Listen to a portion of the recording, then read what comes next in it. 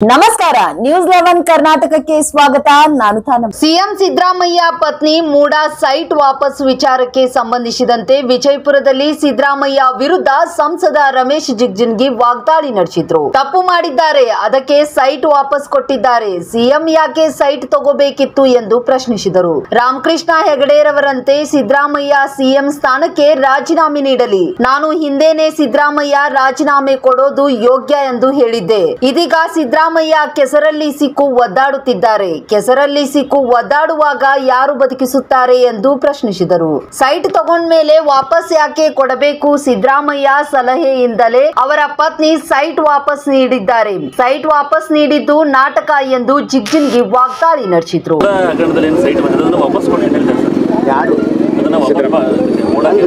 ತಪ್ಪು ಮಾಡಿ ನೀವು ವಾಪಸ್ ಕೊಡ್ತಾರ, ಅವರು ತಪ್ಪು ಮಾಡಲಾರ ಕೊಡ್ತಾರ ಯಾರು?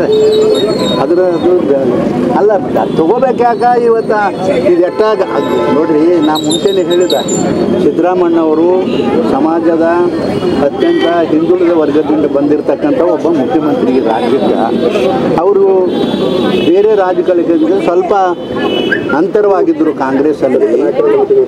ಅಂಥ ಒಂದು ಪರಿಸ್ಥಿತಿಯಲ್ಲಿ ಇದು ನಿರ್ಮಾಣ ಆದಾಗ ಹಿಂದೆ ರಾಮಕೃಷ್ಣ ಹೆಗಡೆಯವರು 30 ವರ್ಷ ಹಿಂದೆ ರಾಜೀನಾಮೆ ಕೊಟ್ಟದ್ದು ಜನರು ಇವತ್ತು ಕೂಡ ನೆನೆಸ್ಕೋತಾರ. ಸಿದ್ದರಾಮಣ್ಣವರೇ, ನೀವು ರಾಜೀನಾಮೆ ಕೊಡೋದು ಭಾಳ ಯೋಗ್ಯ ಅಂತಕ್ಕಂಥ ಮಾತ ನಾ ಹಿಂದೆನೇ ಹೇಳಿದ್ದ. ಇವತ್ತು ರಾಡ್ಯಾಗ ಸಿಕ್ಕು ಒದ್ದಾಡ್ಲಾಕತ್ತಾರ, ರಾಡ್ಯಾಗ ಸಿಗಾಕೊಂಡಾರ, ಒದ್ದಾಡ್ಲಾಕತ್ತಾರ. ಯಾರು ಬದುಕಿಸ್ತಾರೆ ಇವ್ರಿಗೆ?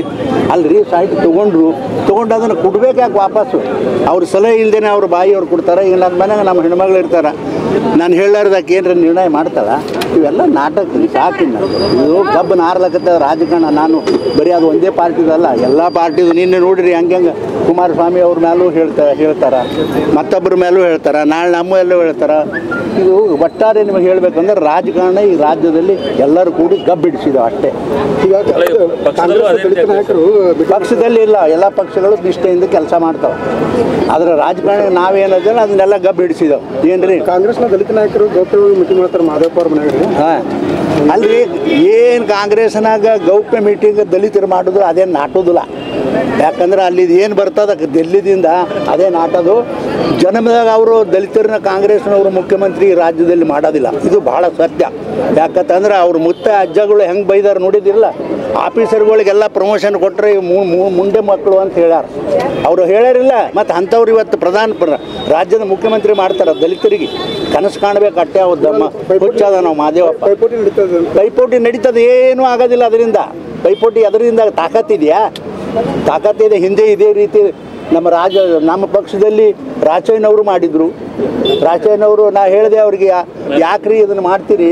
ನಾವು ಇರೋ 32 ಜನ ದಲಿತರು ಈ ಪಕ್ಷದಲ್ಲಿ ಗೆದ್ದು ಬಂದಿದ್ದೆವು, ನಿಮ್ಗೆ ಯಾರೂ ಓಟ್ ಹಾಕೋದಿಲ್ಲ, ಅದಕ್ಕೆ ಸುಮ್ಮನೆ ಇದು ಮಾಡ್ತೀರಿ, ವಿಡ್ರಾ ಮಾಡಿರಿ ಅಂತ ಹೇಳಿ ವಿಡ್ರಾ ಮಾಡ್ಸೀನಿ ನಾನು.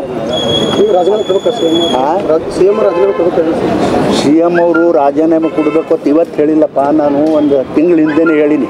ಈ ಸಂದರ್ಭ ಬಂದಾಗ ಇವತ್ತು ಅದನ್ನೇ ಉಚ್ಚಾರಣೆ ಮಾಡಬೇಕಾಗ್ತದೆ. ಯಾಕಂದ್ರೆ ಇದು ಸರಿ ಅಲ್ಲ. ಇನ್ನು ರಾಜೀನಾಮೆ ಕೊಟ್ಟರು ಅವ್ರಿಗೇನು ಅಷ್ಟು ಒಳ್ಳೆಯ ಹೆಸರು ಬರೋದಿಲ್ಲ. ಸಿದ್ದರಾಮಣ್ಣನ ಕೊಡಲಿ ಇಟ್ಕೊಂಡು ಕುಂದ್ರೆ ಅವ್ನಿಗೆ ಯಾರು ಕೊಡಂತಾರೆ? ನಾವಂತೂ ನಿರಂತರ ಸುದ್ದಿಗಾಗಿ ನೋಡ್ತಾ ಇರಿ ನ್ಯೂಸ್ 11 ಕರ್ನಾಟಕ.